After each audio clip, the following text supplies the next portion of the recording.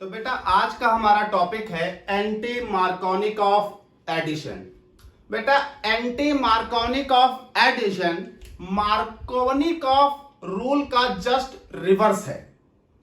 Anti Markovnikov of addition दिया था खरास्ट ने, इस वजह से इसको एक नाम और देते हैं खरास्ट इफेक्ट। तो आप इसे क्या कह सकते हो?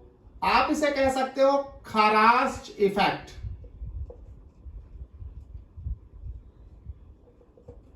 दूसरी बात और ये addition anti Markovnikov of addition तब अप्लाई होता है जब मार्कोनिक ऑफ एडिशन के दौरान उस रिएक्शन में पेरोक्साइड मिला दिया जाए। अगर कोई रिएक्शन है अनसिमेट्रिकल एल्कीन या एल्काइन रिएक्ट कर रहा है अनसिमेट्रिकल रिएजेंट से, तो अनसिमेट्रिकल एल्कीन या एल्काइन जब अनसिमेट्रिकल रिएजेंट से रिएक्शन करता है तो उसमें अप्लाई होता है मार्कोनिक ऑफ रूल। पिछले केस में मैं पढ़ा चुका हूं, आप चैनल पर पिछला वीडियो देख लेंगे, आपको मार्कोनिक ऑफ रूल क्लियर हो जाएगा। लेकिन अगर मार्कोनिक ऑफ रूल के दौरान उस रिएक्शन में पेरोक्साइड प्रेजेंट है तो उस वक्त मार्कोनिक ऑफ रूल अप्लाई ना होकर anti Markovnikov of addition apply होगा। तो एंटी मार्कोनिक ऑफ एडिशन तब अप्लाई होता है जब रिएक्शन वही हो जो मार्कोनिक ऑफ में थी, बस फर्क इतना हो कि रिएक्शन में पेरोक्साइड मौजूद हो। तो इस वजह से इसका एक नाम और है जिसको हम कहते हैं पेरोक्साइड इफेक्ट। Peroxide effect. तो आप चाहे इसे कह लीजिए एंटी मार्कोनिक ऑफ एडिशन, चाहे आप इसे कह लीजिए खरास्ट इफेक्ट, चाहे आप इसे कह लीजिए पेरोक्साइड इफेक्ट। चलिए जरा एक बात करते हैं, मार्कोनिक ऑफ एडिशन में क्या होता था? कोई अनसिमेट्रिकल एल्कीन होती थी। तो जरा देखते हैं हम यहां पर अकॉर्डिंग टू मार्कोनी, जरा आपको याद दिला दें, अकॉर्डिंग टू मार्कोनिक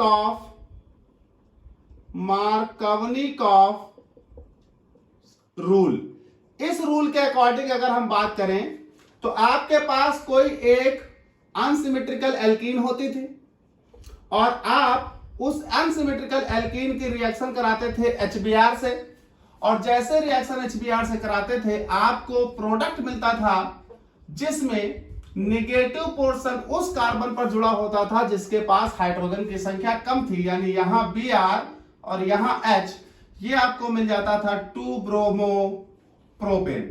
तो ये होता था मार्कोनिक ऑफ रूल के अकॉर्डिंग। लेकिन हमने कहा कि अगर आपने इसी रिएक्शन में पेरोक्साइड मिला दिया तो पेरोक्साइड मिला देने के वजह से अब यहां पर मार्कोनिक ऑफ अप्लाई नहीं होगा, फिर एंटी मार्कोनिक ऑफ अप्लाई होगा। तो जरा पेरोक्साइड अगर मिला दे इस रिएक्शन में, यानी अकॉर्डिंग टू एंटी मार्कोनिक अगर ये रिएक्शन लिखी जाए, एंटी मार्कोनिक ऑफ एडिशन, तो अगर इसी रिएक्शन में हम पेरोक्साइड मिला दें तो रिएक्शन का नेचर क्या हो जाएगा? तो ये हो गया सेम एल्कीन, सेम मैंने ले लिया HBr भी, और यहां मिला दिया मैंने पेरोक्साइड।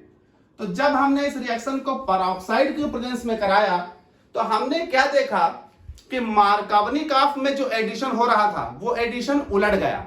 देखिए मार्कोनिक ऑफ में एडिशन क्या हो रहा था, जब आपने HBr को जोड़ा तो H यहां जुड़ा, Br यहां जुड़ा, यहां H यहां Br। लेकिन एंटी मार्कोनिक ऑफ में एडिशन उल्टा था, जब हम जोड़ रहे थे तो यहां H जुड़ रहा था, यहां Br जुड़ रहा था, यानी 2 ब्रोमो प्रोपेन की जगह 1 ब्रोमो प्रोपेन बन रहा था।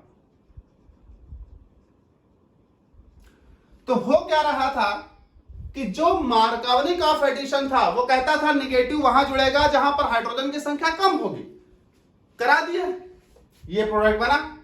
लेकिन एंटी मार्कोनिक ऑफ एडिशन यानी पेरोक्साइड इफेक्ट ये कहता है कि अगर मार्कोनिक ऑफ रिएक्शन के दौरान उस रिएक्शन में पेरोक्साइड है, यानी पेरोक्साइड की प्रेजेंस है, तो मार्कोनिक ऑफ रूल के अनुसार एडिशन नहीं होगा, तब एडिशन होगा एंटी मार्कोवनिकॉफ रूल के अकॉर्डिंग। और एंटी मार्कोवनिकॉफ रूल ये कहता है कि जो मार्कोवनिकॉफ प्रोडक्ट था उसका उल्टा प्रोडक्ट बनेगा। यानी according to anti Markovnikov addition, the addition of unsymmetrical alkene with unsymmetrical reagent in the presence of peroxide always occurs in reverse manner of the Markovnikov rule। Markovnikov rule का reverse होगा, उल्टा होगा, अगर क्या मौजूद हो, पेरोक्साइड मौजूद हो। तो अगर हम डिफाइन करें तो कहा गया एंटी मार्कोवनिकॉफ रूल को आप क्या बोलोगे, कैसे बोलोगे? कहा गया in anti Markovnikov addition, in anti-Markovnikov addition, the addition of unsymmetrical reagent, the addition of unsymmetrical reagent, unsymmetrical reagent with unsymmetrical alkenes, unsymmetrical alkenes occurs in reverse manner of Markovnikov's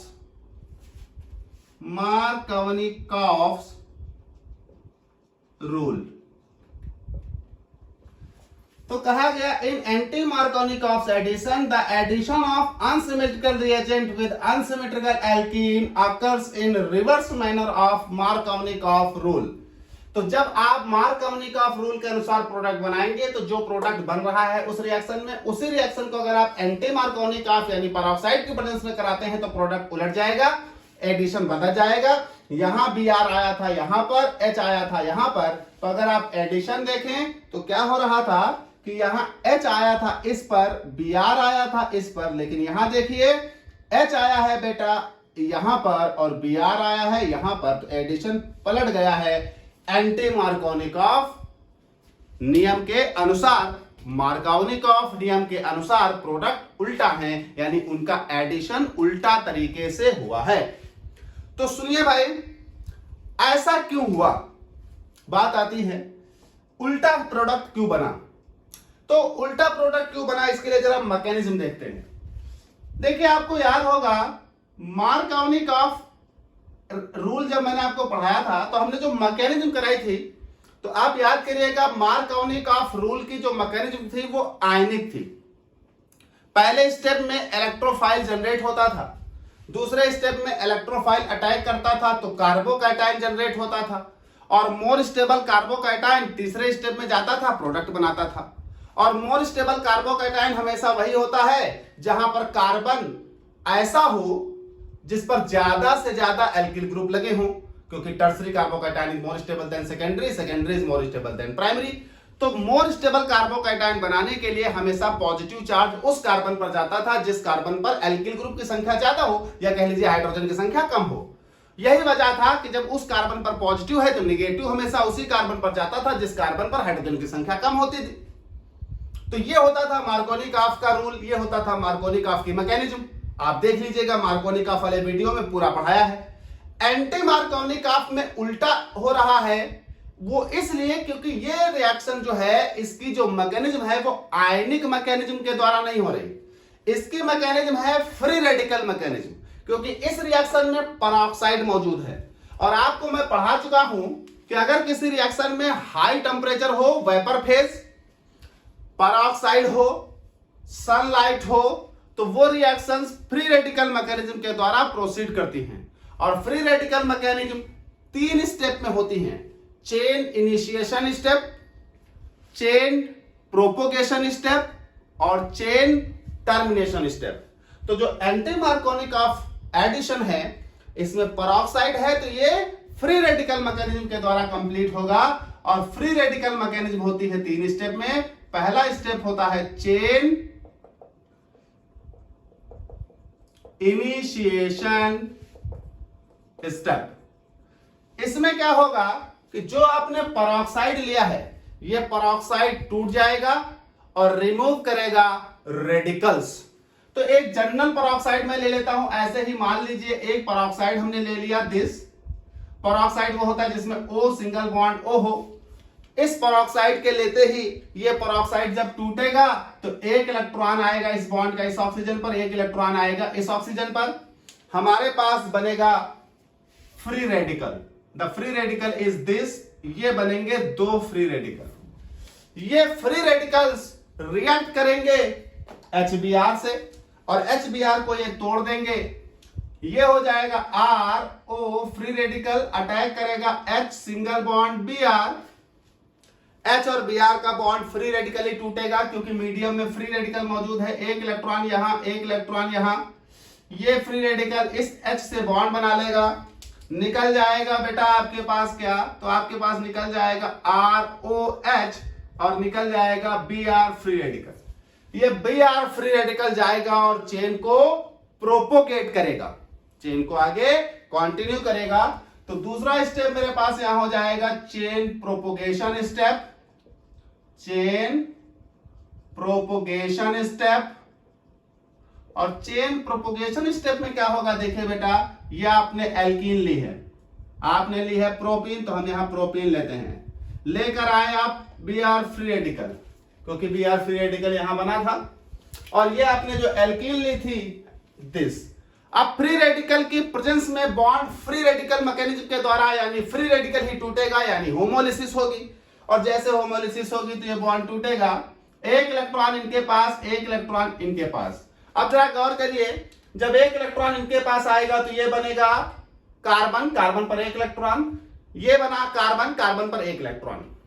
अगर ये Br इनसे जोड़ दें तो ये हो जाएगा CH2Br और ये हो जाएगा CH, इस पर एक इलेक्ट्रॉन, तो वो सेकेंडरी फ्री रेडिकल बनेगा। क्यों? क्योंकि इस कार्बन के पास एक और दो कार्बन जुड़े होंगे।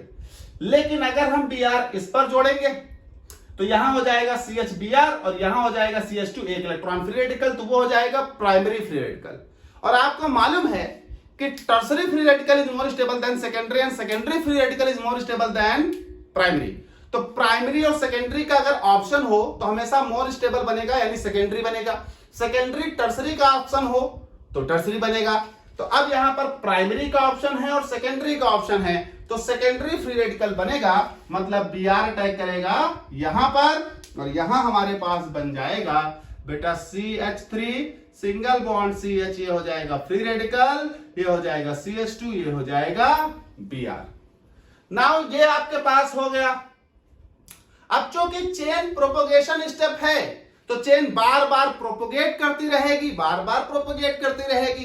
तो देखिए क्या होगा, अब ये जो फ्री रेडिकल बना है, जो ये फ्री रेडिकल बना है, ये फ्री रेडिकल अटैक करेगा एक नए HBr पर और चेन को प्रोपोगेट करेगा। तो CH3 CH फ्री रेडिकल, ये हो गया CH2, ये हो गया Br और ये हम लेकर आए HBr न्यू। नाउ ये बॉन्ड टूटेगा, बॉन्ड टूटेगा, एक इलेक्ट्रॉन इनके पास एक इलेक्ट्रॉन इनके पास।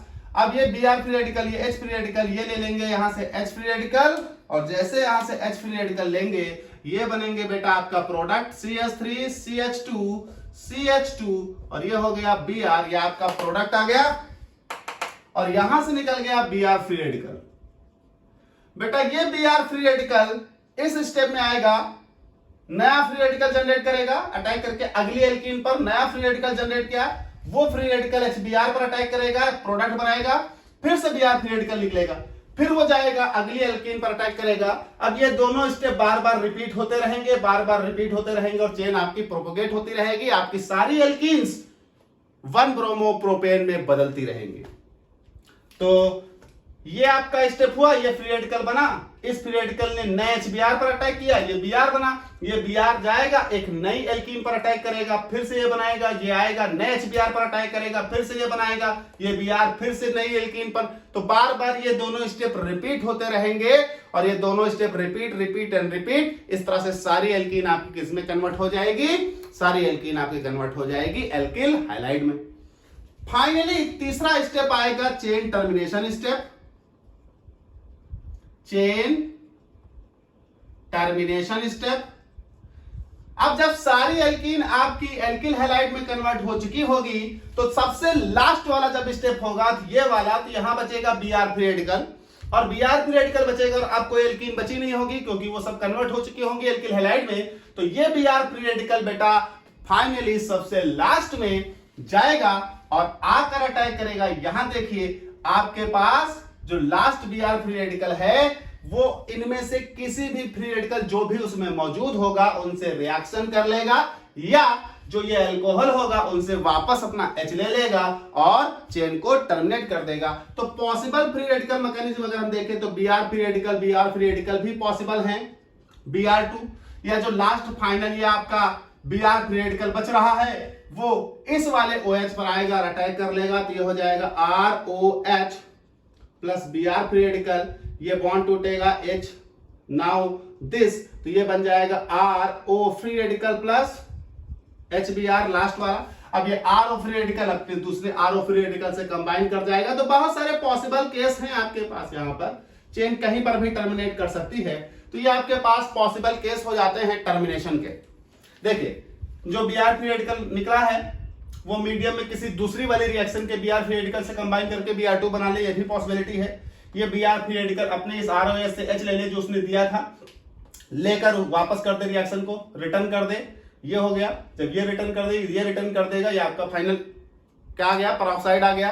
तो ये आपके पास पॉसिबल टर्मिनेशन स्टेप है। तो आप देख रहे हैं कि ये आयनिक मैकेनिज्म ही नहीं है, ये फ्री रेडिकल मैकेनिज्म है। और फ्री रेडिकल मैकेनिज्म में सबसे पहले अटैक करने आया है Br फ्री रेडिकल, जबकि आयनिक मैकेनिज्म जो हमने पढ़ी थी मार्कोनिकॉफ में वो इलेक्ट्रोफिलिक एडिशन था, वहां इलेक्ट्रोफाइल अटैक करने आया था और इलेक्ट्रोफाइल था H+, इसलिए H+ ने पहले अटैक किया था तो सेकेंडरी कार्बोकैटायन बना, और जब Br फ्री रेडिकल ने पहले अटैक किया तो सेकेंडरी फ्री रेडिकल बना। अब जो पहले अटैक करेगा वो जाएगा साइड में। यही वजह है कि यहां Br ने पहले अटैक किया, वहां H ने पहले अटैक किया था, तो प्रोडक्ट इसलिए यहां पर उल्टा है, ये बन रहा है सेकेंडरी फ्री रेडिकल। तो अगर आप मार्कोनिकॉफ के मैकेनिज्म देखें और एंटी मार्कोनिकॉफ के मैकेनिज्म देखें तो आप समझ जाएंगे कि प्रोडक्ट उल्टे क्यों बन रहे हैं। मार्कोनिकॉफ में आयनिक मैकेनिज्म थी जो कि H+ के द्वारा इनिशिएट की गई थी, जिस वजह से H+ ने अटैक किया था इस पोजीशन पर, तो सेकेंडरी कार्बोकैटायन जनरेट हुआ था और सेकेंडरी कार्बोकैटायन पर बाद में Br आया तो वो उस कार्बन पर गया जहां हाइड्रोजन कम थे। लेकिन फ्री रेडिकल के केस में पहले Br फ्री रेडिकल अटैक करने आया है, तो Br फ्री रेडिकल ने जब अटैक किया तो सेकेंडरी फ्री रेडिकल बनाया दिस, और सेकेंडरी फ्री रेडिकल ने बाद में H लिया तो H वहां चला गया जहां पर पहले से H कम थे, तो उल्टा हो गया। यहां पर एक बात और है, कभी कभी आपसे कोई पूछ सकता है कि एंटी मार्कोनिकॉफ एडिशन जो है यानी पेरोक्साइड इफेक्ट जो है वो सिर्फ और सिर्फ HBr के केस में ही पाया जाता है, HCl, HI और HF के दौरान पेरोक्साइड इफेक्ट अप्लाई नहीं होता। ऐसा क्यों? बड़ा आसान सा जवाब है, आप लिख लेंगे इसे। देखिए क्या होता है, जो चेन प्रोपोगेशन स्टेप के ये दो स्टेप हैं, इसे मान लेता हूं मैं पहला स्टेप A, इसे मान लेता हूं मैं दूसरा step B। Chain propagation step के जो ये दो स्टेप हैं A और B, इन्हें जरा गौर करिएगा। चेन प्रोपोगेशन स्टेप का जो A है और जो B है, ये दोनों जरा गौर करिएगा। तो मैं लिख लेता हूं HF, HCl, HBr और HI। तो चेन प्रोपोगेशन स्टेप का जो पहला स्टेप है वो HF के लिए एक्सो है और दूसरा HF के लिए इंडो है। पहला स्टेप HCl के लिए एक्सो है, दूसरा इंडो है। HBr के लिए पहला स्टेप भी एक्सो है, दूसरा भी एक्सो है। HI के लिए पहला इंडो है, दूसरा एक्सो है। समझा देता हूं क्या है प्रॉब्लम। यानी ये जो दो स्टेप हो रहे हैं प्रोपोगेशन में, इसमें जब हम HF लेंगे, HCl लेंगे, तो इस केस में क्या होगा, एक्सोथर्मिक प्रोसेस होगी, मतलब एनर्जी रिलीज होगी। लेकिन सेकेंड वाले स्टेप में HF और HCl के लिए एंडोथर्मिक प्रोसेस यानी एनर्जी चाहिए होगी। ठीक, HI के केस में पहला स्टेप जो है वो एंडोथर्मिक होता है, मतलब एनर्जी चाहिए होगी। दूसरा वाला स्टेप एक्सोथर्मिक होता है, मतलब रिलीज होगी। यानी HF, HCl और HI के इन दोनों स्टेप में से एक एक स्टेप इंडो है। HF, HCl और HI के प्रोपोगेशन के 2 स्टेप में से एक एक स्टेप इन 3 लोगों का क्या है? इंडो है। इंडोथर्मिक मतलब एनर्जी रिक्वायर होगी, और पेरोक्साइड के प्रेजेंस में कराई गई इस रिएक्शन में हमने एनर्जी सप्लाई नहीं की है। दैट मींस ये इंडोथर्मिक प्रोसेसेस अपने आप नहीं होंगी तब तक जब तक आप एनर्जी ना दो, और आपने रिएक्शन में एनर्जी दी नहीं, इसका मतलब ये इंडोथर्मिक प्रोसेस अपने आप नहीं होंगी।